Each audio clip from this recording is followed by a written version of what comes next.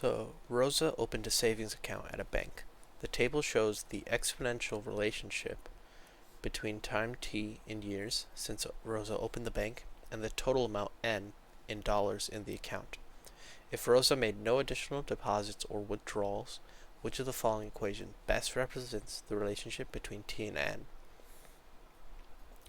So, the question tells us that there's an exponential relationship between the time and the total amount of dollars. So our equation will look something like this, a normal exponential equation. So we can use the values in the table to eliminate incorrect answers and see which one is correct. So at time t equals 0, the total amount of dollars, n, should be 104. So if we plug in t equals 0 into this first equation, we're going to get 1 plus 604 raised to the 0th power. And we know that anything raised to the 0th power, in this case 605, is just equal to 1, which is incorrect because after the 0 years, the total amount of dollars in the account should be 604, not 1. And the same for answer choice B. When we plug in 0 for time,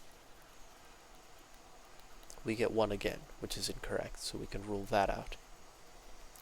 Okay, so for answer choice C, when we plug in times t equals 0, we get 604 times 1 plus 0.004 raised to the 0th power, and this quantity right here, 1 raised to the 0th power, which will just be 1, and then 1 times 604 is just equal to 604.